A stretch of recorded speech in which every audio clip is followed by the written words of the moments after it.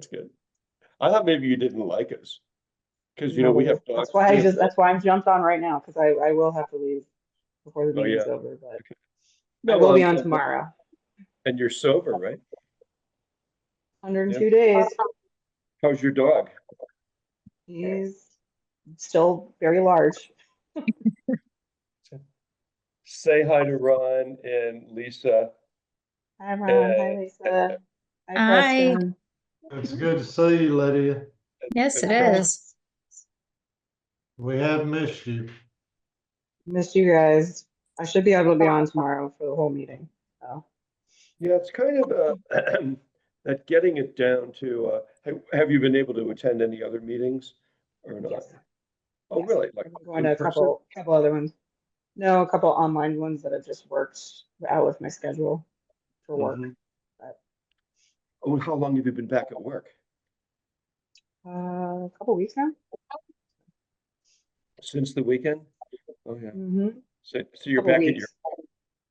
Yeah, you're back at work a couple of weeks. So you're back at your old job, you're leaving that and then going to the new job. correct. Are you excited or are you stressed? I'm excited. It's good. That was my fault. I was trying to let that guy in. See, when these guys get sick and tired of me talking, both Lisa, Ron, and Preston do it. They mute me. They're like, ah, fuck him. We're not just sick and tired of his bullshit. Well, Lydia, glad you're here. And yeah, the whole thing is just you just sort of plan it out for the next year. I'm gonna go to at least a couple meetings a week or have a home group where I'm working steps and doing things. That's always good. See, that's what Ron and Preston and Lisa do. They're working pretty hard all the time on stuff, not just breakout rooms, but then we're redoing the steps. Yesterday we did step 12 in the 12 by 12, and we're going to read step 12 today in the big book. Yeah, no, I've And been then going to some other ones, but this is still my favorite. I hope so. I thought, well, that's it. It's another breakup. No, I really should be able to be on tomorrow for the whole time. So, but I did want to stop in and say hi because I had a little Are bit you of time here. are you at work right now? Yeah, I have to go to another meeting here shortly.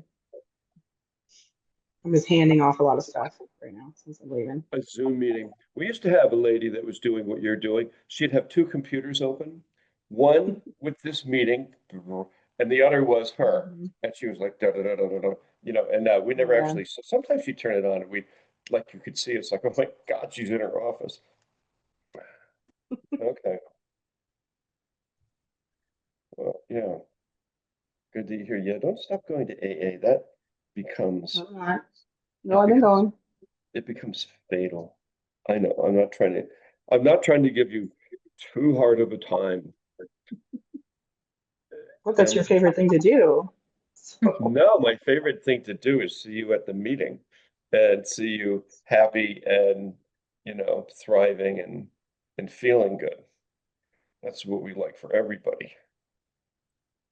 Even Missy got sober, I think. Not entirely sure. Who are all these guys? Let's see. Hey, Ryan, is this Ryan from Scotland? How are you? Hi, Jan, I'm very well. How are you? Good. 13 years, Glasgow. Yes, 2 days ago we had two guys from Ireland. They're coming pretty regular. Then another guy from England and you, two people from Australia. We needed a translator for everybody. Even people like where Ron, we can understand him, but sometimes some of Ron's pals from the deep, deep south come on. No idea what they're talking about. Crazy. Like here, let's talk to Missy from Melbourne. Missy, how are you? Good morning, Missy Alcoholic. Good So morning. are you counting days or not? Nah, because I found that didn't work for me. Oh, I know what the date it's February 9th, but if I every day count the day, I found that's when it was wasn't. February 9th. Figure it out there, Preston. What does she have? Oh, all right. Preston's More gonna than figure it 50. out for you, don't worry. Okay. Let's call it February 9th. It Well, has to be more than 50. glad you're here. Thank you. What did you come up with, Preston? Or is Lisa figuring it out? February 9th Howdy. of 24? 78 Five. days. 5. Now. Oh, Yeah. 78. Whoa. 78 the days. gate. There you go. Pretty excellent. Good job. Good job. Glad you're here. Thanks, She's still. Captain. Oh, look at all those hearts. That's so cute. Let's go talk to Trisha. Hey, Trisha. Hi, how are you? Are you here for the AA meeting, and where are you calling from today? Hi, yes. I'm from New Jersey. Oh, wow. Okay. And how long have you been sober? Maybe since Saturday or Sunday. So this is my first meeting ever. Oh, first AA meeting ever, never been to AA. No. Okay, did you say you have a couple days? Is that it? Yeah. Oh, good. What made you come to AA? I've been trying to I thought that I could do it on my own and I can't. So I have a therapist and he didn't say like I think you should do this, but it was like there's that you always have that option. So he was like, online meetings are a thing now and give it a try and see how you feel about it. So, Smart therapist. And you're at the perfect meeting for you because this is Newcomers Slipper Step Workshop. okay. So, and then we're gonna, Lisa's gonna put up the Newcomers packet for you. And you Thank can you. grab that. It explains, it'll be in chat and it explains everything about, there it is, Preston put it up. So fast on the trigger. And it explains everything about AA, okay? So glad you're, well, we usually recommend at this meeting is come here for 5 days, see how you like it. So that would be Tuesday, Wednesday, Thursday, Friday, Saturday. And then see how you like it. And then we'll put you to work.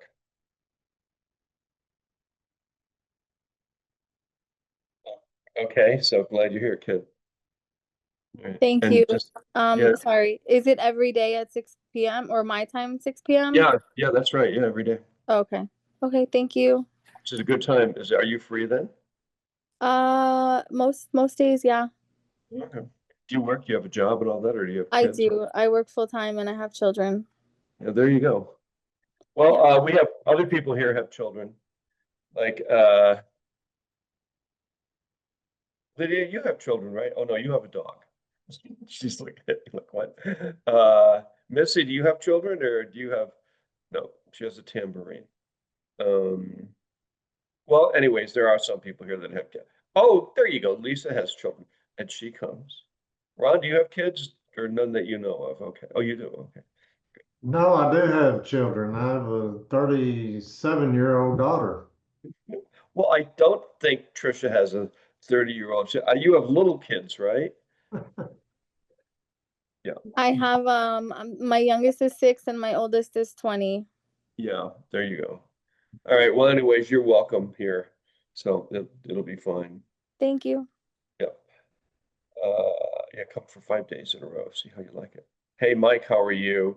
Are you here for the AA meeting and where are you calling from today?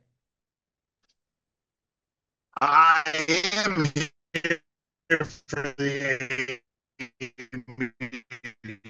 I think your mic is drunk. Calling It's from on my stage. Seattle, Yeah, is that what I Washington. sound like, Ken, around when my Beautiful mic goes sunny down? day here, which is very infrequent. There, now it works. What the hell happened? So where are you calling from? How long are you Can sober? you hear me? Can now. What's And that? where are you calling from? I'm That's from how long Seattle. Seattle. How long are you sober? It's been Oh, whatever. Your mic went to pieces. Just text Ron. Tell him how long you're sober. And Let's go over to Therese, glad you're back. April in Denver. Hey, April, hi, how are you? How many days do you have now? April alcoholic. I have 10 days 10 days. sober. And what was your last assignment? And that Bill's story. Okay, just put that in Bill's story. So we're going to start you on step one. Sarah. Hi, Sarah, how are you? I'll make you a co-host also. Look who showed up. It's Lydia. Okay, she came. Sarah. That's a nice picture, Sarah. Good job. But would you often have portraits shot every day or something? Because you always have a different picture on. No, What do you no. think? I You- actually have to search for ones where I know I was sober in them. I thought maybe you came to the wrong meeting because the fashion show is on another beauty It's on pageant's on Sundays. another it's on another Zoom. Yeah. Glad you're here. Rebecca's here, 8 months. Hi, Rebecca. And Charles. Hey, Charles. Hi, how are you? Are you here for the AA meeting, and where are you calling from today? Yeah, I'm here for the AA meeting. I'm calling from California. Okay, and how long are you sober? 10 days. 10 days from California. Okay, glad you're here. Welcome aboard. Mhm. Thank you. Let's talk. Hi, Lori. Welcome back. So, you're here for AA, right? Where are you calling from? How long have you been sober? Cincinnati and 4 days. Cincinnati, 4 days. Yay, glad you're here. Scar, how are you? Where are you calling from, and how long have you been sober? Hi, Scar alcoholic calling from Maryland. 4 days sober. This is my third day in the meeting. 4 days sober. Okay, good. Glad you're here. Connor, hi Connor, how are you? Where are you calling from? How long have you been sober? Doing well. How are you doing today? I'm calling from Dallas. I had a year. I relapsed on Sunday. And what'd you do that for? What happened? Not to make excuses. I've lost a couple of people. So my dad's overseas right now. His dad passed away in England. We couldn't afford to go with him, so he's over there. And I'm at the house, and I'm not capable of being like the man of the house. Sorry, not to trauma dump on you guys, but Yeah. Well, you're the man now because you're the only man at the house, right? Is that yes, true? sir. Oh Yes. yeah, no, you don't have to call me sir. Do you have kids and stuff or what? No kids, just a dog, Koba. He's right over here. Well, we have Dog Thursday on Thursday. Okay. People bring their dogs. And so how many days do you have now? Just 1 day or what? About 3 days or so. 3 2.5 days. days. Okay. Yes. All right. All right, good. Hey, listen, glad you're here. This is yeah, isn't that something where we go, you have a year and then you're like, you pick up a drink and then you wake up and you go, oh fuck, what did I do that for? Yeah, exactly. It's like giving yourself food poisoning and anxiety for no reason. Yeah, that's I like it. That's a good one. Okay, hey, welcome aboard. So this meeting, usually what we recommend at Newcomers Slippers Step Workshop is come here for 5 days in a row and see how you like it, and we'll put you to work. But I'm going to explain more about it here in a little bit. May, hi, how are you? How many days sober are you now, May? Where are you calling from? I You're think in we're at, Maryland. hey, I think we're at, let me check on my app. I have an app for this. 48. 48 days. Wow. Yes. And they made a TV show about that. No, it's 48 hours. Yeah. And you're in New Orleans. Yes, after watching that. That was for solving a murder. This isn't exactly murder over here, but close. Alyssa, hi, how are you? Where are you calling from and how long have you been sober? Hi, I'm from Pennsylvania. I'm a little over 300 days. Wow, 300. What made you come to Newcomer Slipper Step Workshop today? You've been here before? Yeah, I think I have been in this meeting before. I just enjoy the online meetings. Okay, well then we're pretty much online. That's all we are. So hey, glad you're here. Welcome aboard. John, how's it going?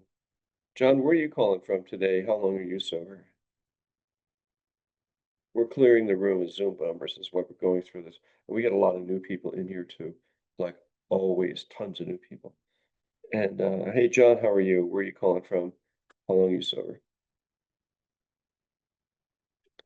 No, John. Oh, can you unmute? Jan to John.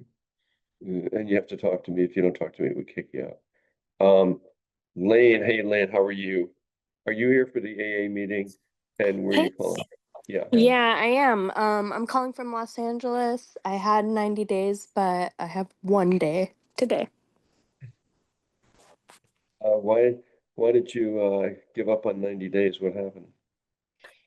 I don't know. But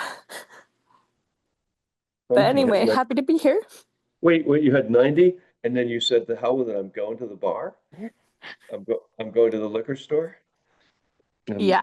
Oh no. So now you're back. Okay, well anyways, hey, I have a question. Did you ever have a sponsor? Did you ever work the steps or anything like that? No, this is new to me. Um, AA this before? is what's that? Yeah, I've been to AA before. Well, here's my suggestion, Lane. Come here for 5 days in a row and see how you like it, and we'll put you to work. Because this is Newcomer Slippers Step Workshop, so we can help you here a lot. Okay? It's great. Thank you. All right.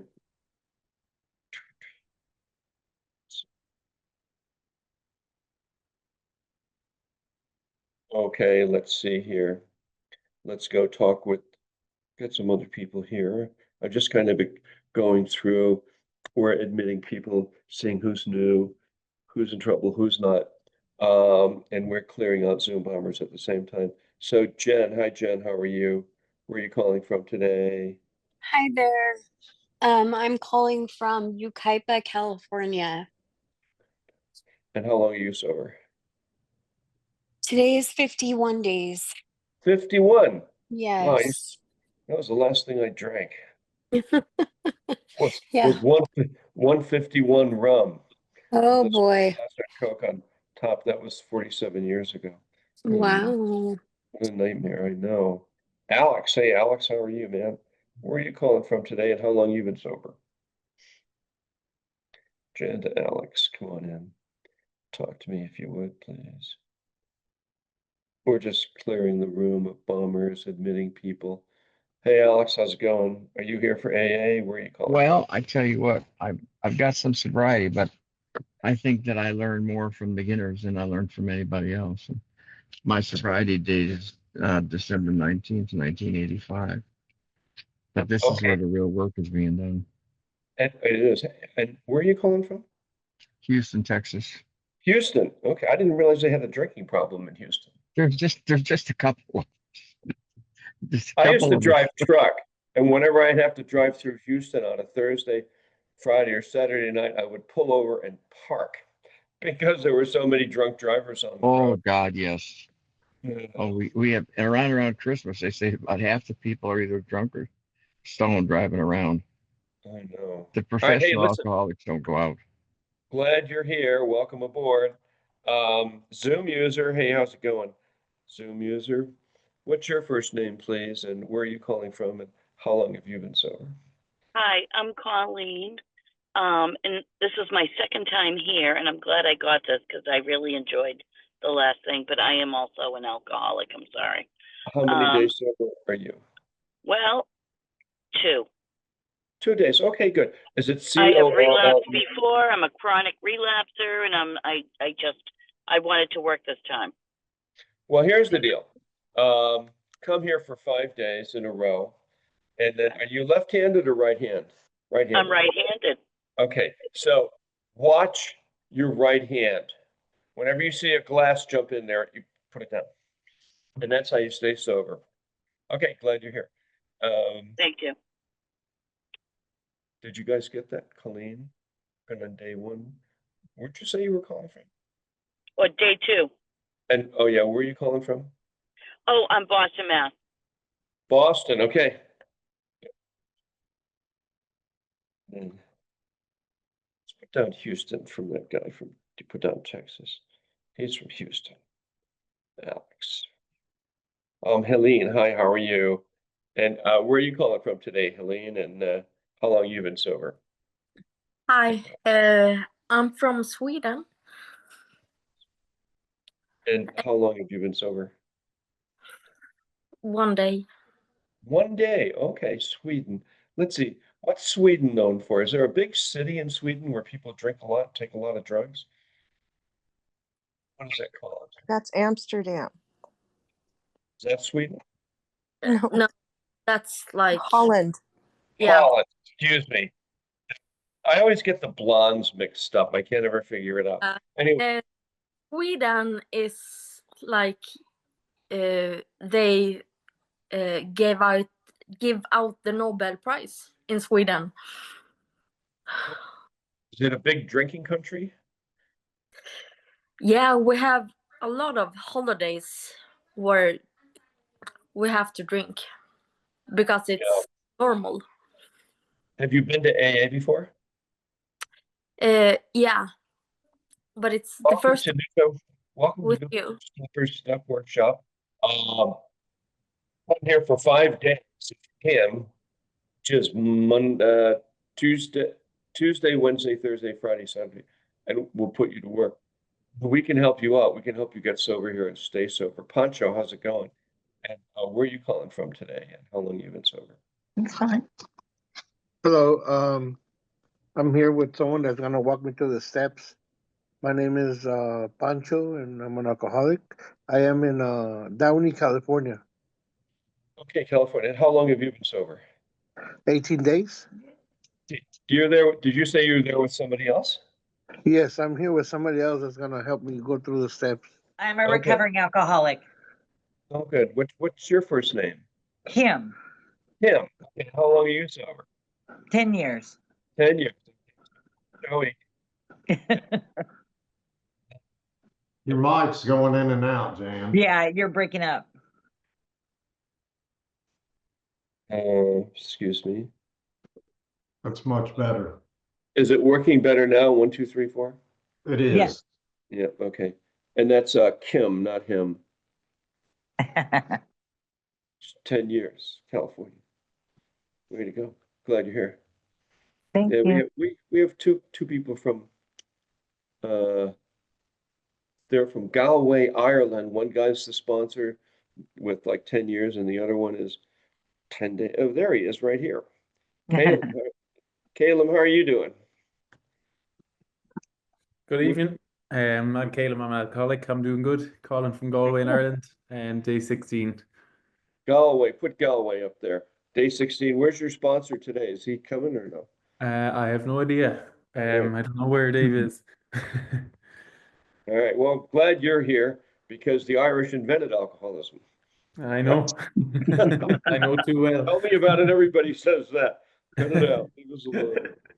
Glad you're here. Thank you. John. Hey, John, how are you, man? You want to talk? Where are you calling from? How long you been sober? Jan to John. Let's see, we got everybody? I think we do. We got everybody, Preston? There's one more that just entered. Raul. Raul. Raul, unmute Raul. Hey, Raul, how are you? Where are you calling from and how long are you sober? You're here for AA, right? Yes. Hi, everyone. Raul here, recovering in this program. Grateful to be here from Toronto, Canada. Sobriety date, April 28th of 2020. Thank you. Okay, glad you're here. Welcome aboard. All right, if you would put everything up to read, please, Ron. So let's see, Ron, we'll have you admit.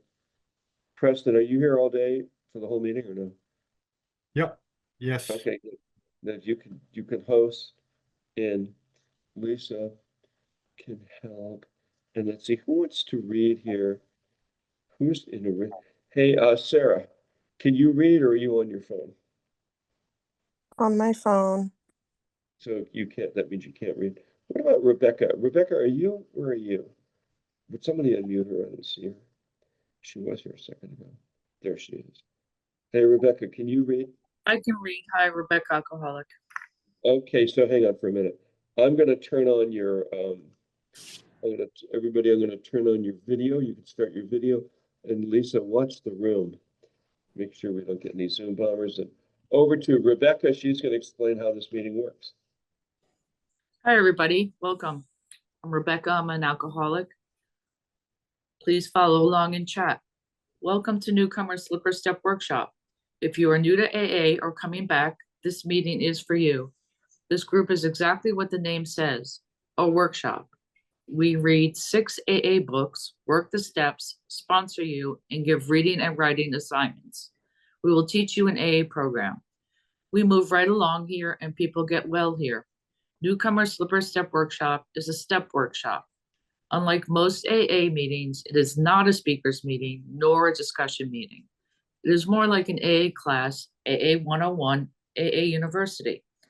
You want to have the attitude of learning and do the assigned reading and writing on the steps. We will take you through the steps and AA books in short order. If you're looking for guidance and direction in an AA program, this meeting is for you. Newcomer Slipper Step Workshop on Zoom is a very unique meeting since we use the same principles AA used between 1932 and 1939. Everybody works in the group and moves through the 12 steps to live our lives free from alcohol and learn a new way of living. We're glad you can make it. Here is the newcomers packet for those new to AA. It has pamphlets and information about Alcoholics Anonymous. It is below in the chat. Security for Newcomers Slipper Step Workshop on Zoom. We have cameras and chat turned off. You can chat only with co-hosts. We do all the above for safety reasons. Zoom bombers try to get in, this eliminates them. We don't allow group sharing in chat or exchange of phone numbers. This is an AA step class. Since everyone is new here, we want to protect you. Meeting confirmation. Here is our email for meeting confirmation. stepworkshop1@gmail.com for classwork, probation, court, etc. And that is also linked in the chat. Announcement 7th tradition. Contributions. You can make donations to @Jann-Scott in Venmo or Cash App Jack Fox 111999. PayPal Good for International to Jann Scott, jannscottlive@gmail.com. 720-646-6131. Contributions go to pay for Zoom, Boulder 1 AA, Boulder County AA, OIO AA, Intergroup, and Father Terry's work. We offer free books to those in need. We spend about $350 a month every month. Suggested donations are $1 to $2 per meeting or the price of a 12-pack of Bud, 12 ounce per month, $18.99. This group meets daily with the following formats. Monday, 12 by 12 and 12 step study. Tuesday, big book. Wednesday, as Bill sees it.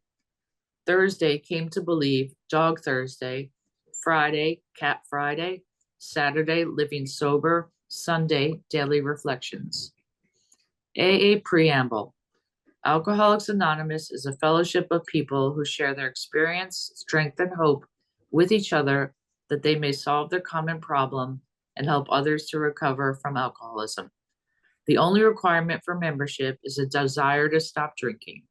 There are no dues or fees for AA membership. We are self-supporting through our own contributions. AA is not allied with any sect, denomination, politics, organization, or institution. Does not wish to engage in any controversy.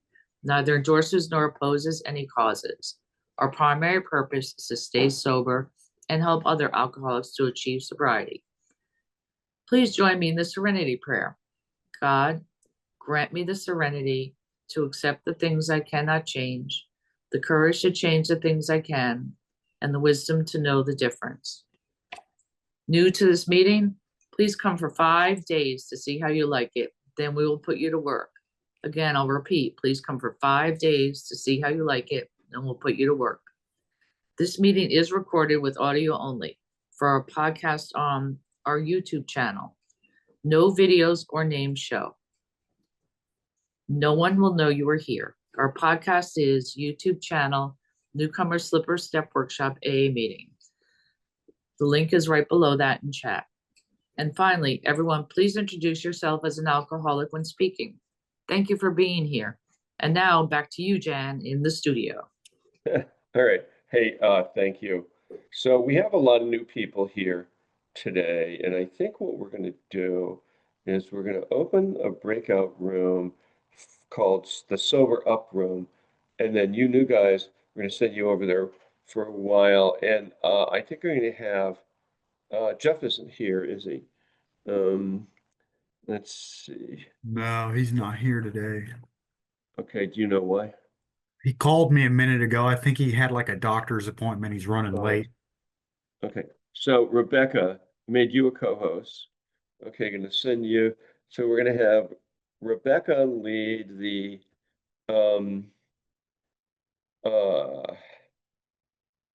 Sober Up Room with, oh gosh, we'll have Chaz. Chaz, we're gonna make you a co-host. We're gonna send you into the Sober Up Room, okay? Yep.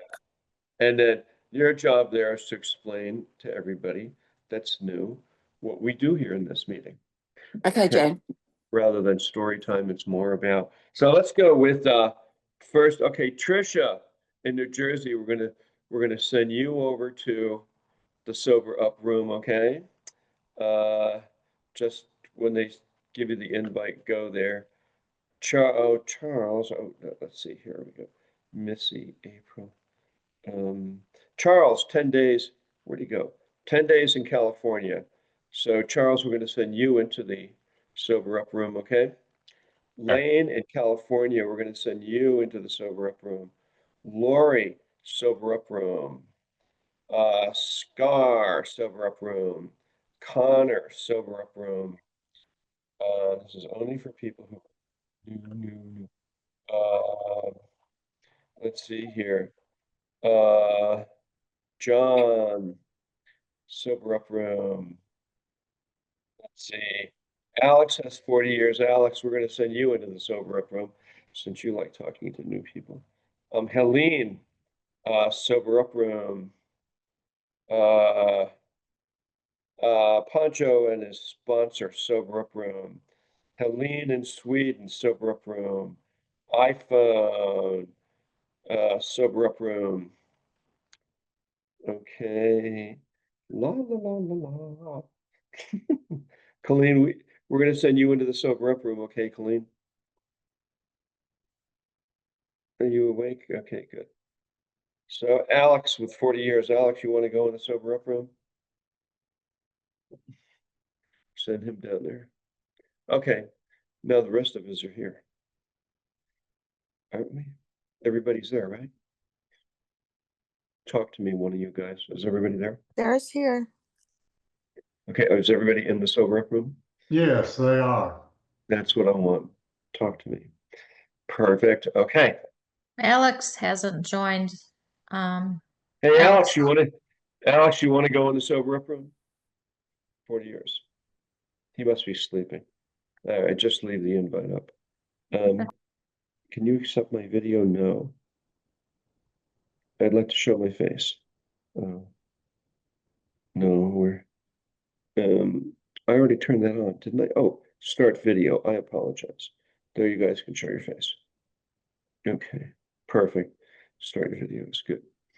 Okay, so the rest of us today, we're going to continue on in step 12, which we did yesterday. We're going to read it from the big book. Okay. And Preston's putting up a link. We're gonna read Working with Others. And you can open your book to what page is it, Preston? It's chapter 7, page 89. Page 89. Okay, here we go.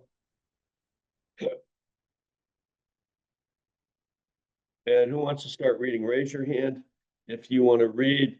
So yesterday we read the 12th step in the 12 by 12s. And I thought, well, since this is Big Book Day, let's read it in the big book and go right ahead. Ron, you can start. You guys, let's read. Let me see here. How many pages is this thing? 100 203. So let's read 2 pages each, okay? Over to you. I'm Ron, I'm an alcoholic. Chapter 7, Working with Others. Practical experience shows that nothing will more ensure immunity from drinking as intensive work with other alcoholics. It works when other activities fail. This is our 12th suggestion. Carry this message to other alcoholics. You can help when no one else can. You can secure their confidence when others fail. Remember, they are very ill. Life will take on new meaning.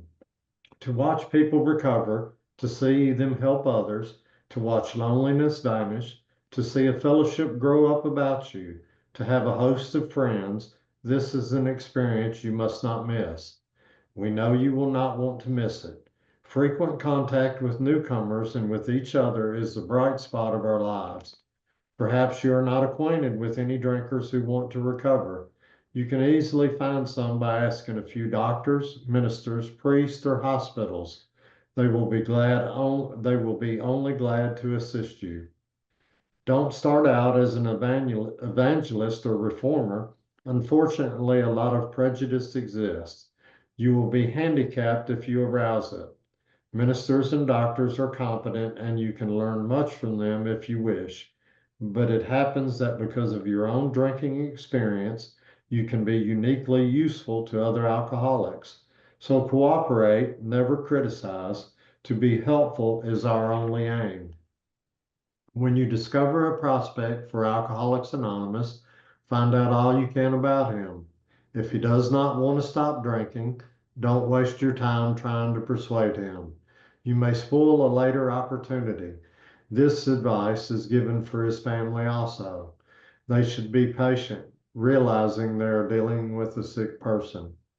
If there is any indication that he wants to stop, have a good talk with the person most interested in him, usually his wife. Get an idea of his behavior, his problems, his background, the seriousness of his condition, and his religious leanings. You need this information to put yourself in his place and see how you would like him to approach you if the tables were turned. Sometimes it is wise to wait till he goes on a binge. The family may object to this, but unless he is in a dangerous physical condition, it is better to risk it. Don't deal with him when he is very drunk unless he is ugly and the family needs your help. Wait for the end of the spree, or at least for a lucid interval. Then let his family or friend ask him if he wants to quit for good and if he would go to any extreme to do so. If he says yes, then his attention should be drawn to you as a person who is recovered. You should be described to him as one of a fellowship who, as part of their own recovery, try to help others and who will be glad to talk to him if he cares to see you. If he does not want to see you, never force yourself upon him. Neither should the family hysterically plead with him to do anything, nor should they tell him much about you. They should wait for the end of his next drinking bout. You might place this book where he can see it in the interval. Here, no specific rule can be given. The family Stop right must there. decide these Okay. things. So let's stop there and over to Therese. Thank you. Treats alcoholic, but urge them not to be over anxious, for that might spoil matters. Usually, the family should not try to tell your story. When possible, avoid meeting a man through his family. Approach through a doctor or an institution is a better bet. If your man needs hospitalization, he should have it, but not forcibly unless he is violent. Let the doctor, if he will, tell him he has something in the way of a solution. When your man is better, the doctor might suggest a visit from you. Though you have talked with the family, leave them out of the first discussion. Under these conditions, your prospect will see he is under no pressure. He will feel he can deal with you without being nagged by his family. Call on him while he is still jittery. He may be more receptive when depressed. See your man alone if possible. At first, engage in general conversation. After a while, turn to talk to some phase of drinking. Tell him enough about your drinking habits, symptoms, and experiences to encourage him to speak of himself. If he wishes to talk, let him do so. You will thus get a better idea of how you ought to proceed. If he is not communicative, give him a sketch of your drinking career up to the time you quit, but say nothing for the moment of how that was accomplished. If he is in a serious mood, dwell on the troubles liquor has caused you, being careful not to moralize or lecture. If his mood is light, tell him humorous stories of your escapades. Get him to tell some of his. When he sees you know all about the drinking game, commence to describe yourself as an alcoholic. Tell him how baffled you were, how you finally learned that you were sick. Give him an account of the struggles you made to stop. Show him the mental twist which leads to the first drink of a spree. We suggest you do this as we have done it in the chapter on alcoholism. If he is alcoholic, he will understand you at once. He will match your mental inconsistencies with some of his own. If you are satisfied that he is a real alcoholic, begin to dwell on the hopeless feature of the malady. Show him from your own experience how the queer mental conditions surrounding the first drink prevents normal functioning of the willpower. Don't at this stage refer to this book unless he has seen it and wishes to discuss it. And be careful not to brand him as an alcoholic. Let him draw his own conclusion. If he sticks to the idea that he can still control his drinking, tell him that possibly he can if he is not too alcoholic, but insist that if he is severely afflicted, there may be little chance he can recover by himself. Continue to speak of alcoholism as an illness, a fatal malady. Talk about the conditions of body and mind which accompany it. Keep his attention focused mainly on your personal experience. Explain that many are doomed who never realize their predicament. Doctors are rightly loath to tell alcoholic patients the whole story unless it will serve some good purpose. But you may talk to him with the hopelessness of alcoholism because you offer a solution. You will soon have your friend admitting he has many, if not all, of the traits of an alcoholic. If his own doctor is willing to tell him that he is an alcoholic, so much the better. Even though your protege may not have entirely admitted his condition, he has become very curious to know how you got well. Let him Stop ask right there. Okay. All right. So over to you. Thanks. Over to you, Kelly. Sure. Thank you very much, Kelly, alcoholic. Let him ask you that question, if he will. Tell him exactly what happened to you. Stress the spiritual feature freely. If the man be agnostic or atheist, make it emphatic that he does not have to agree with your conception of God. He can choose any conception he likes, provided it makes sense to him. The main thing is that he be willing to believe in a power greater than himself and that he live by spiritual principles. When dealing with such persons, you had better use everyday language to describe spiritual principles. There is no use arousing any prejudice he may have against certain theological terms and conceptions about which he may already be confused. Don't raise such issues no matter no matter what your own convictions are. Your prospect may belong to a religious denomination. His religious education and training may be far superior to yours. In that case, he is going to wonder how you can add anything to what he already knows. But he will be curious to learn why his own convictions have not worked and why yours seem to work so well. He may be an example of the truth that faith alone is insufficient. To be vital, faith must be accompanied by self-sacrifice and unselfishness, constructive action. Let him see that you are not there to instruct him in religion. Admit that he probably knows more about it than you do, but call to his attention the fact that however deep his faith and knowledge, he could not have applied it or he would not drink. Perhaps your story will help him see where he has failed to practice the very precepts we know so well. We represent no particular faith or denomination. We are dealing only with general principles common to most denominations. Outline the program of action, explaining how you made a self-appraisal, how you straightened out your past, and why you are now endeavoring to be helpful to him. It is important for him to realize that your attempt to pass this on to him plays a vital part in your own recovery. Actually, he may be helping you more than you are helping him. Make it plain he is under no obligation to you, that you hope only that he will try to help other alcoholics when he escapes his own difficulties. Suggest how important it is that he place the welfare of others ahead of his own. Make it clear that he is not under pressure, that he needn't see you again if he doesn't want to. You should not be offended if he wants to call it off, for he has helped you more than you have helped him. If your talk has been sane, quiet, and full of human understanding, you have perhaps made a friend. Maybe you have disturbed him about the question of alcoholism. This is all to the good. The more hopeless he feels, the better. He will be more likely to follow your suggestions. Your candidate may give reasons why he need not follow all the program. He may rebel at the thought of a drastic house cleaning which requires discussion with other people. Do not contradict such views. Tell him once you felt as he does, but you doubt whether you would have made much progress had you not taken action. On your first visit, tell him about the Fellowship of Alcoholics Anonymous. If he shows interest, lend him your copy of this book. Okay, stop right there. How about you, Sarah? You want to pick it up from there? Page Sure. 95. Unless your friend wants to talk further about himself, do not wear out your welcome. Give him a chance to think it over. If you do stay, let him steer the conversation in any direction he likes. Sometimes a new man is anxious to proceed at once, and you may be tempted to let him do so. This is sometimes a mistake. If he has trouble later, he is likely to say you rushed him. You'll be more successful with alcoholics if you do not exhibit any passion for crusade or reform.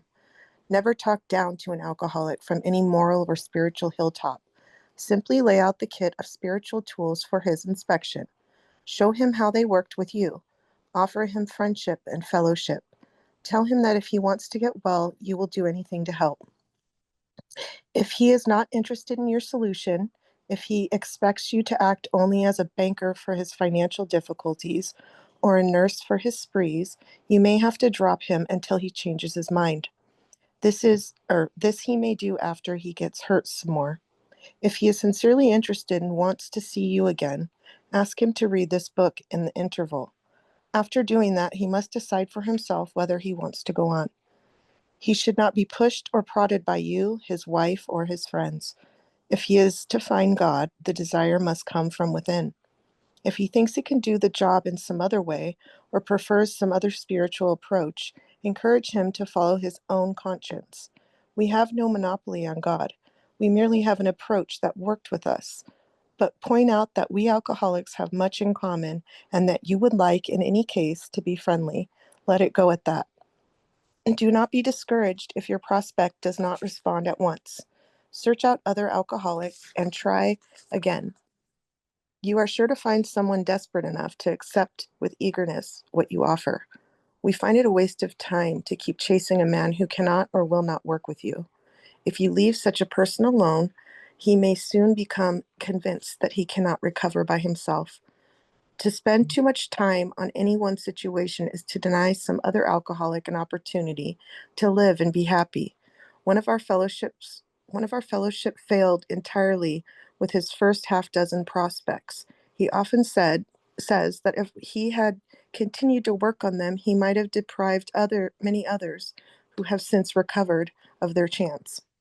Suppose now you are making your second visit to a man. He has read this volume and says he is prepared to go through with the 12 steps of the program of recovery. Having had the experience yourself, you can give him much practical advice. Let him know you are available if he wishes to make a decision and tell his story, but do not insist upon it if he prefers to consult someone else. He may be broke and homeless. If he is, you might try to help him out by getting a job or give him a little financial assistance. But you should not deprive your family or creditors of money they should have. Perhaps you will want to take that man into your home for a few days, but be sure you use discretion. Be certain he will be welcomed by your family and that he is not trying to impose upon you for money, connections, or shelter. Permit that and you and only harm him. Okay. You will be making it possible for him to be insincere. You may be aiding in his destruction rather than his recovery. Okay, good. Thank you. All right. Over to you, Kaleem. Caleb, alcoholic. Caleb, sorry. No, you're okay. Never avoid these responsibilities, but be sure you are doing the right thing if you assume them. Helping others is the foundation stone of your recovery. A kindly act once in a while isn't enough. You have to act the Good Samaritan every day if need be. It may mean the loss of many nights' sleep, great interference with your pleasures, interruptions to your business. It may mean sharing your money in your home, counseling frantic wives and relatives, innumerable trips to police courts, sanitariums, hospitals, jails, and asylums. Your telephone may jangle at any time of the day or night. Your wife may sometimes say she's neglected. A drunk may smash the furniture in your home or burn a mattress. You may have to fight with him if he's violent. Sometimes you will have to call a doctor and administer sedatives under his direction. Another time you may have to send for the police or an ambulance. Occasionally you will have to meet such conditions. We seldom allow an alcoholic to live in our homes for long at a time. It is not good for him and it sometimes creates serious complications in a family. Though an alcoholic does not respond, there is no reason why you should neglect his family. You should continue to be friendly to them. Family should be offered your way of life. Should they accept and practice spiritual principles, there is much better chance that the head of the family will recover, and even though he continues to drink, the family will find life more bearable. For the type of alcoholic who is able and willing to get well, little charity in the ordinary sense of the word is needed or wanted. The men who cry for money and shelter before conquering alcohol are on the wrong track. Yet we do go to great extremes to provide each other with these very things when such action is warranted. This may seem inconsistent, but we think it is not. It is not the matter of giving that is in question, but when and how to give. That often makes the difference between failure and success. The minute we put our work on a service plane, the alcoholic commences to rely upon our assistance rather than upon God. He clamors for this or that, claiming he cannot master alcohol until his material needs are cared for. Nonsense. Some of us have taken very hard knocks to learn this truth. Job or no job, wife or no wife, we simply do not stop drinking so long as we place dependence upon other people ahead of dependence on God. Burn the idea into the consciousness of every man that he can get well regardless of anyone. The only condition is that he trust in God and clean house. Now the domestic problem. There may be divorce, separation, or just strained relations. When your prospect has made such reparation as he can to his family, and has thoroughly explained to them the new principles by which he is living, he should proceed to put those principles into action at home. That is, if he is lucky enough to have a home. Though his family be at fault in many respects, he should not be concerned about that. He should concentrate on his own spiritual demonstration. Argument and fault finding are to be avoided like the plague. In many homes, this is a difficult thing to do, but it must be done if any results are to be expected. Okay, stop right there. All right, over to let's see, where I just saw here a second ago. Oh, hey, Debbie, you want to read? Here you go, Debbie in Utah. Debbie, alcoholic. If persisted in for a few months, the effect on a man's family is sure to be great. The most incompatible people discover they have a bias upon which they can meet. Little by little, the family may see their own defects and admit them. These can then be discussed in an atmosphere of helpfulness and friendliness. After they have been tangible results, the family will perhaps want to go along. These things will come to pass naturally and in good time, provided, however, the alcoholic continues to demonstrate that he can be sober, considerate, and helpful, regardless of what anyone says or does. Of course, we all fall much below this standard many times, but we must try to repair the damage immediately, lest we pay the penalty by a spree. If there be divorce or separation, there should be no undue haste for the couple to get together. The man should be sure of his recovery. The wife should fully understand his new way of life.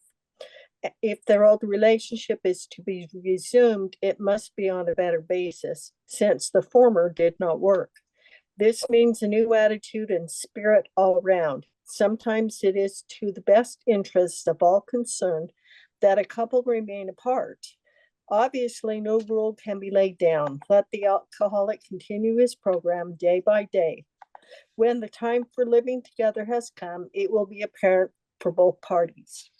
Let no alcoholic say he cannot recover unless he has his family back. That just isn't so. In some cases, the wife will never come back for one reason or another. Remind the prospect that his recovery is not dependent upon people. It is dependent upon his relationship with God. We have seen men get well whose families have not returned at all. We have seen others slip when the family came back too soon. Both you and the new man must walk day by day in the path of spiritual progress. If you persist, remarkable things will happen. When we look back, we realize that the things which came to us when we put ourselves in God's hands were better than anything we could have planned. Follow the dictates of the higher power, and you will presently live in a new and wonderful world, no matter what your present circumstances. When working with a man and his family, you should take care not to participate in their quarrels. You may spoil your chance of being helpful if you do, but urge upon a man's family that he has been a very sick person and should be treated accordingly. You should warn against arousing resentment or jealousy. You should point out that his defects of character are not going to disappear overnight. Show them that he has entered upon a period of growth. Ask them to remember when they are impatient the blessed fact of his sobriety. If you have been successful in solving your own domestic problems, tell the newcomer's family how that was accomplished. In this way, you can set them on the right track without becoming critical of them. The story of how you and your wife settled your difficulties is worth any amount of criticism.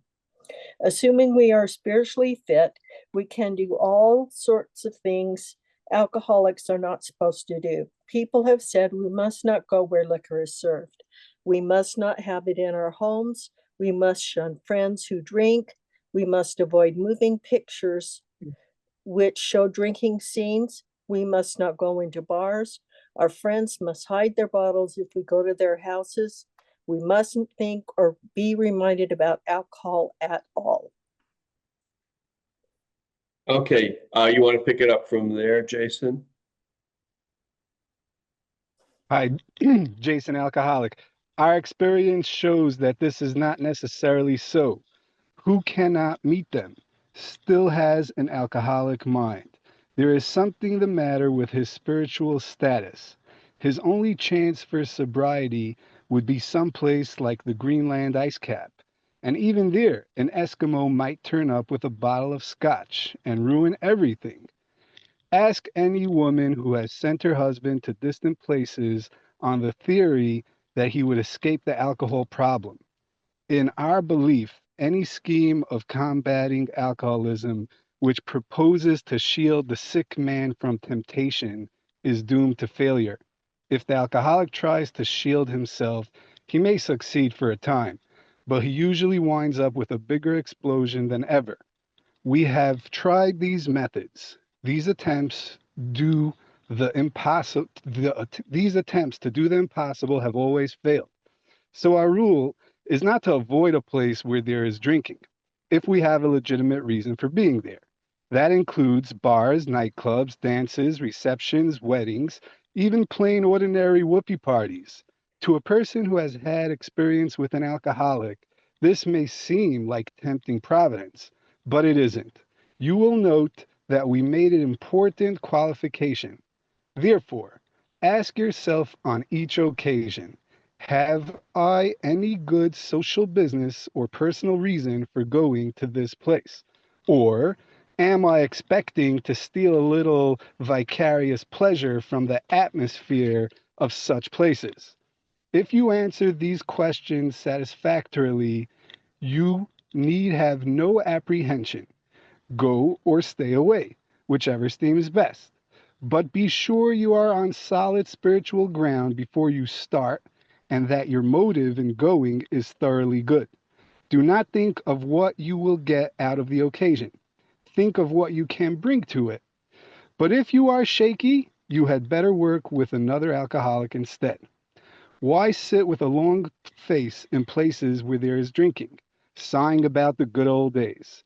If it is a happy occasion, try to increase the pleasure of those there. If a business occasion, go and attend to your business enthusiastically. If you are with a person who wants to eat in a bar, by all means, go along. Let your friends know they are not to change their habits on your account. At a proper time and place, explain to all your friends why alcohol disagrees with you. If you do this thoroughly, few people will ask you to drink. While you were drinking, you were withdrawing from life little by little. Now you are getting back into the social life of this world. Don't start to withdraw again just because your friends drink liquor. Your job now is to be at the place where you may be of maximum helpfulness to others. So never hesitate to go anywhere if you can be helpful. You should not hesitate to visit the most sordid spot on earth on such an errand. Keep on the firing line of life with these motives, and God will help you unharmed. Many of us Stop right there. Okay, hey, Alyssa in Pennsylvania, you want to pick it up from there? Many of us keep liquor in our homes. We often need it to carry green recruits through a severe hangover. Some of us still serve it to our friends provided they are not alcoholic. But some of us think we should not serve liquor to anyone. We never ignore this question. We feel that each family, in the light of their own circumstances, ought to decide for themselves. We are careful never to show intolerance or hatred of drinking as an institution. Experience shows that such an attitude is not helpful to anyone. Every new alcoholic looks for this spirit among us and is immensely relieved when he finds we are not witch burners. A spirit of intolerance might repel alcoholics whose lives could have been saved, had it not been for such stupidity.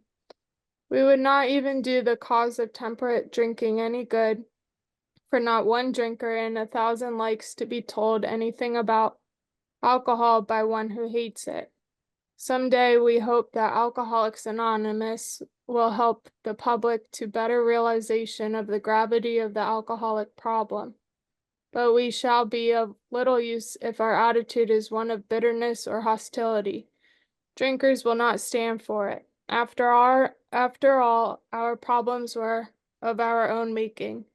Bottles were only a symbol. Besides, we have stopped fighting anybody or anything. We have to. All right, perfect. Thanks, everybody. So let's go around the room and in 30 seconds, give me your takeaways on this chapter. So we'll start at the top with Preston. Go ahead. What'd you get out of this chapter? I'm Preston. I'm an alcoholic. Once I get to this point, they stress how important it is that I must work with others and give it away. And in the past, I didn't want to. I was scared, but I know they really stress home how important that is, how it plays a role in my own program and to give it away, and just gives me a lot of directions on the do's and don'ts. Okay, go ahead. Lisa, 30 seconds, go. I think this chapter is just,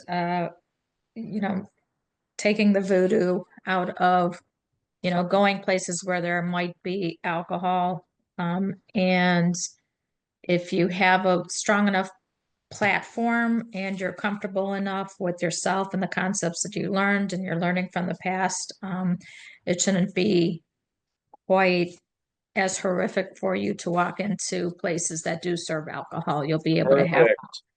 Okay, Ron, 30 seconds, your takeaway on I'm this. Ron, I'm an alcoholic. I think it's be real with the individual, find out if they really want to quit drinking. Don't ever talk from a platform or talk down to a person. Just share your experience, strength, and hope with them if they want to hear it. Good. Go ahead, Kelly. We've just read working with others. Go ahead. Yeah, thank you very much, Kelly Alcoholic. What I took out of this is that 12-step work is really its own reward. And it's really how we help the world around us. If we do that humbly and with being grateful, with a sense of service and spirit, good things will work out. All right. Go ahead, Therese. What did you get out of this chapter? Priest alcoholic, that until they're ready, you can't push them. If you try to force them, it's really push them away from you. So just be available when they're ready. Okay, that's a good one. Go ahead, Debbie, 30 seconds. We don't want to talk down to an alcoholic or imply that there's moral or spiritual issues with him and that's why he drinks. Just offer him friendship and fellowship and tell him if he wants to get well, he should be willing to do anything. All right, perfect. Excuse me. Let's see here. Go ahead, Caleb. Caleb, alcoholic. Yeah, it's a nice chapter. I think it gives good guide on, how you can keep your own sobriety by giving it away, and the lengths you might go to help someone in terms of, financial or letting people into your house. I'm not sure if that still goes on, but yeah, it's also just, we can't force people to give up alcohol. They'll decide when they're ready. And we probably need to advise families on that too. Stop right there. Stop. So yeah, people do have alcoholics come into their home. We give them jobs, or I've had people stay here at my house. I've also stayed with people, and the other thing is we'll help people get jobs, give jobs. I had people help me get a job when I first got sober. All of that sort of thing. Those are all the things that we do. The more that we do in depth, the better it is for us. Go ahead, Jason. What'd you get out of it? 30 seconds. Yeah, two things. First, not to forget that step 12 is one of the steps that I need to keep on working to stay sober. And it's pretty much taking my experience going through the 12 steps, wrapping it up and trying to make it of use for others in an unoverbearing way, just making myself available, sharing my experience with the program, being relatable to another alcoholic and trying to be of help to others. That is step 12. Perfect. Go ahead, Missy. What did you get out of this chapter? Missy, alcoholic. Good morning, everyone. I got a template that I could use if I was going to be around alcohol, checklist, and also a specific skill set and style is needed when dealing with an alcoholic. Perfect. Sarah, what did you get out of working with others?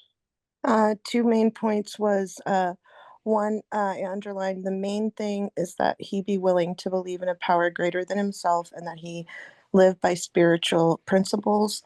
And the second was that when we come to this 12th step and we don't know what to say or what not to say to a person, it's all right here for us. Yeah, the spiritual thing is a little tricky now in 2025, less so in the 1930s. Alyssa, what did you get out of this? 30 seconds. Yeah, I do like the fact that we're kind of going by the 1930s outlook on things.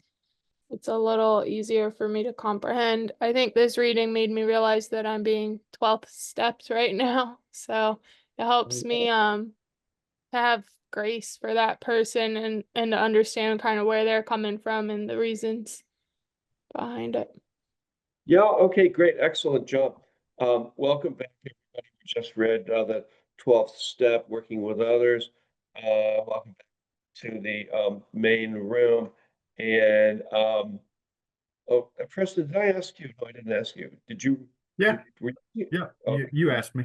Sorry, you okay, we That's did. all right. All right, perfect. Hey, Preston, you want to read the promises? Yeah. Last paragraph at 83.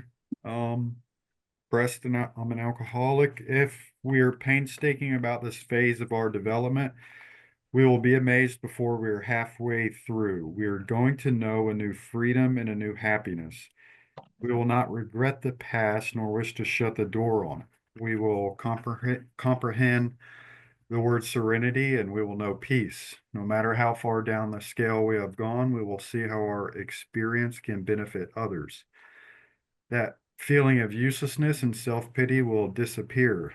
We will lose interest in selfish things and gain interest in our fellows. Self-seeking will slip away. Our whole attitude and outlook upon life will change. Fear of people and of economic insecurity will leave us. We will intuitively know how to handle situations which used to baffle us. We will suddenly realize that God is doing for us what we cannot do for ourselves. Are these extravagant promises? We think not. They're happening among us. Sometimes quickly, sometimes slowly. They will always materialize if we work for them. Okay, those are the promises from AA. That's what you get if you stay sober and come to this class every day. You get your whole life back. So the serenity prayer goes like this. God, grant me the serenity to accept the things cannot change, courage to change the things I can, and the wisdom to know the difference. So this meeting is officially over. We're here every day at the same time, same bat time, same bat channel. If you're new and you want to do this, come for 5 days, and then we'll put you to work. It's pretty simple. You're invited personally. It's a personal invitation.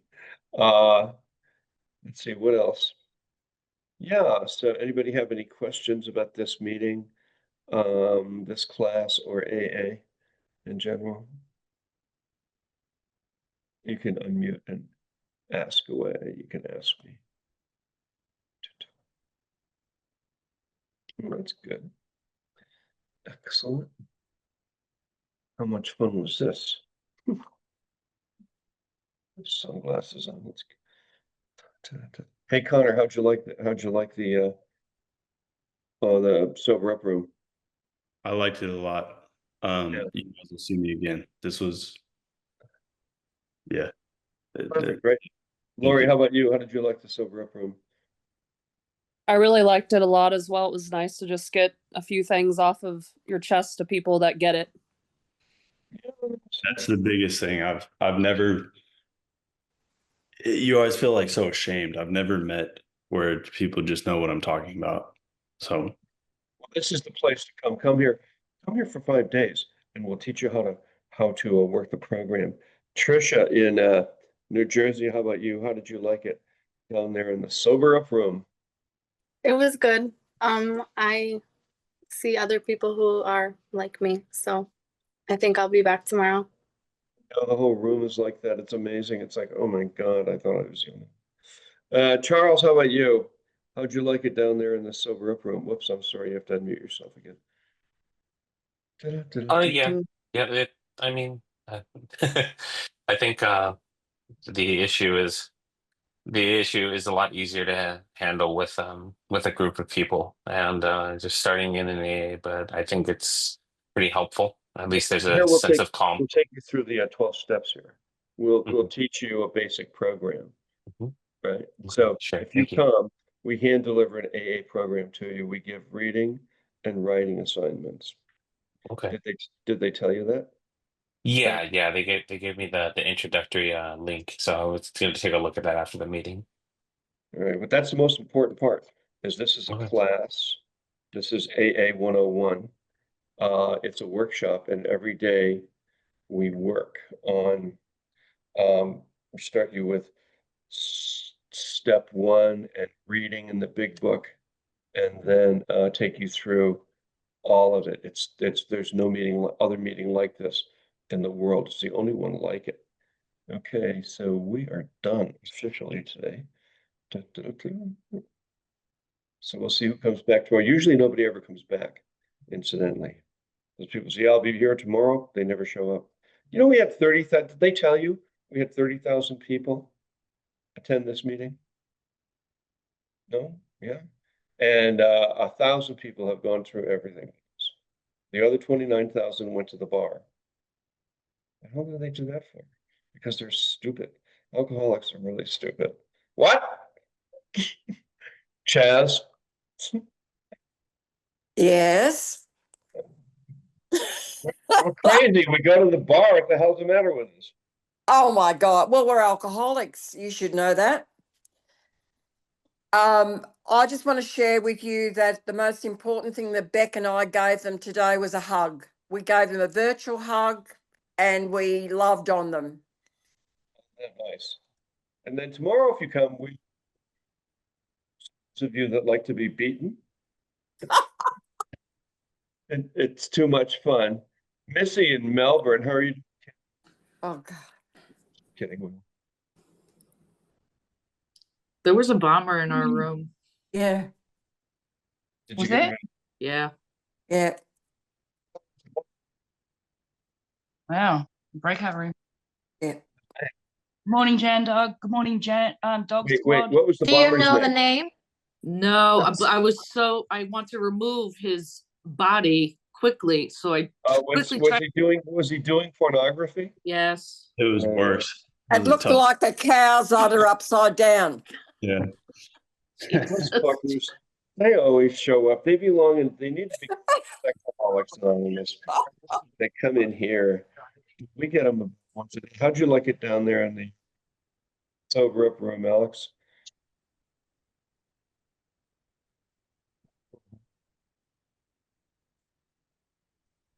You're unmuted, Alex. Oh, sorry. I loved it. I thought it was really great. I like what you guys are doing.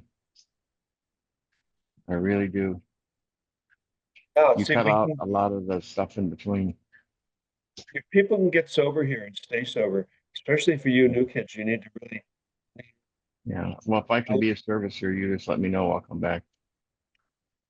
Oh yeah, yeah. We like it when old timers come here because we take you through the whole program that we do in about a month. We did that with Jeff. We did that with what's her name here, Chaz, and then they just go out and start helping people all over the place. I mean, we help a lot of people in here. We had 30,000 people come to this meeting in 7 years. 1,000 people have done the entire program and stayed sober with us. We get about 100 new people every week. And we have 200 people who regularly are doing this regularly. Like Lori, you've been doing this regular, right? Scar, she's been coming regular, right? Trisha, you can come. Just come, you'll like it. We can help you out. Same thing with you, Connor. Show up every day and we'll show you what to do. We'll teach you all 12 steps, take you right through it in about a month. You know, John, when one of the persons talked about the shame, and I mean, I sure know the shame because I'm third generation alcoholic. I watched my uncle die, watched my grandfather die. And I say that I watched my grandfather die, I watched my uncle die, but I saved myself. It's amazing how that happens. Yeah. Isn't it? Yeah. And I got the 12-step in too. And he told me that this was the way he wanted to live and this is the way he wanted to die. And he died 2 months later. Well, those people usually don't last at this meeting. You know what comes to this meeting, guys? Are the people who want to get sober and stay sober. The people who are like, I'd rather drink and die. They come here, they look around and they go, nope, and they're gone. This is this other thing has to happen here. You have to do the work. And we push You're it. cutting out, Jan. Yeah. See, okay. Am I up now? 1, 2, 3, 4. Better. Better or really good? Really Really good. Too good. All right. Perfect.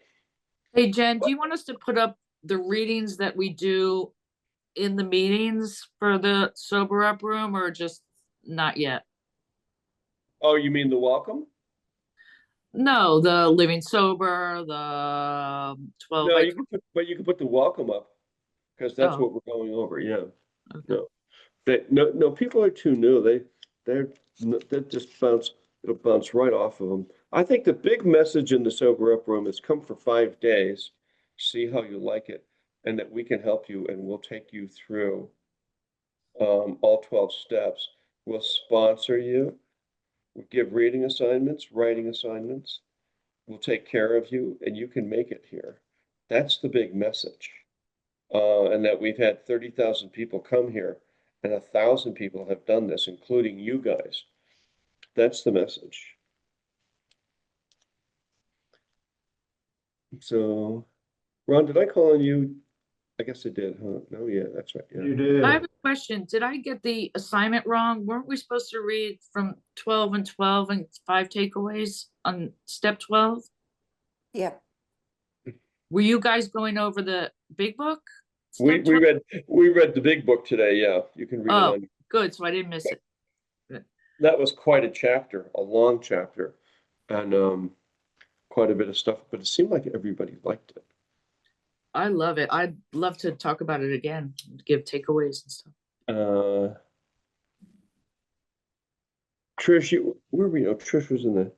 No, it was like a different class. We had 2 classes going on, Sober Up and 12 by 12. Don't worry, we'll get to it again. So you're going to come back, Connor? Laura, you've been coming, right? You. This is like your 3rd day here, right? You can unmute. Yes, I'm absolutely going to come back. You said 5 days in a row, right? Do you have a car? I do have a car. Okay, would you be willing to bet your car on it that you're going to come back? Yes. Give me a virtual handshake. Okay, well, give me your car keys. And if you don't come back, I get your car. Yeah, I got you. What kind of car is it? It's a 57 Plymouth. I'm like, oh, no. I got myself I got a Jeep Grand Cherokee. There you go. Where are you? Oh, you're in Texas. I'm in Texas now. Which part of Texas? What's outside of Dallas? I'm in Rockwall. Oh, okay. Heath specifically. It's like 30 miles east of Dallas. Yeah. So the girls from Australia, Australia is about the size of Texas. Yeah. That's a big damn state. It is. Yeah. It's a 2-day drive. Yeah. You can drive 12 hours and still be in Texas. Yeah. I know. I used to drive big trucks, and I would come in on Interstate 10 from Arizona and start to cross Texas, and it'd be 24 hours later, and I'd still be in Texas. Yeah. Were you line haul or were you P&D? Line haul, all 48 states. Okay. You know R&L carriers? No, I don't. But I got off the road, check this out, in 1987. I'm 80 years old. When you don't drink, you have a tendency to look better. You're not 80. Are you 80 for real? I'll be 80 this year, yep. But I quit. for like 62. Listen, I quit drinking, taking drugs, and smoking 47 years ago. And it makes a big difference. Yeah. Alcohol will tear your skin up. Oh, fuck. I couldn't take it anymore, honestly. I was in my 20s and I'm like, I'm done with this shit. It was tearing me up. And I was like, okay, no more of this. I bet same thing with you, Alex, right? You were a kid when you quit. Well, I was 40 actually. But I fought it for 20 years myself and thought I could beat it. And I finally had to surrender. Are you 80 now? I'm 78. Okay, there you go. See, but I'm very immature. Well, this is the meeting for you because we got a lot of that going on in here. Yeah. Aren't we all alcoholics? Immature. Hey, Counter, do you drive big trucks or what? Or did you? No, I used to. So I worked for R&L Carriers as like a sales guy. So I was an account executive. Okay. So I'd go to like warehouses and like distribution centers and get them to use R&L Carriers. We have a lot of people in this meeting, not a lot, but we have some that either work in trucking or are in a truck. We had a guy yesterday. We had one guy that came every single day. We never knew where he was from. And We have people that regularly show up here. We have all kinds of people here. We have people from Australia, England. Who's that guy from Ireland? I know, look, there's the Australians. Sweden It's today. it's really an equal opportunity killer. That's it. It doesn't care where you're from or who you are, what sex you are, what you believe. It will kill you. That's all. It just grabs a hold of you and throws you down on the pavement and then And, stomps on and I you. thought it was my friend. See, I actually left sales. The reason I'm in Texas right now, I left sales for a full career 180 just because sales alcohol culture is horrible. And it's like you take work home with you every single day. It's always stressful. They make it normalized for like just getting wasted at events. So I'm now in an industrial electrician apprentice through the union. That sounds good. Yeah. So I think it's Sounds really another good. step in the right direction, I think. Well, just if you want to come every day for 5 days, we'll put you to work. I think I will. Laura, you're doing that, aren't you? You're showing up here every day, right? Mm-hmm. Is this your Plan to. second or third day? Second And day. Scar, what about you? Is this your second or third day here? This is my third day here, my fourth day sober. There you go. That's it. You just keep doing it. See, you just keep hanging out at this meeting, look around, and then it's a day at a time. And coming to this meeting, it's a day at a time. Same thing with you, Tricia. You sound like in New Jersey, you sound like this meeting will work for you. I hope so. It's gonna work for today, and I'll be back tomorrow. So Yeah, it's like, what do you have to lose, you know? I mean, if you come here, don't drink,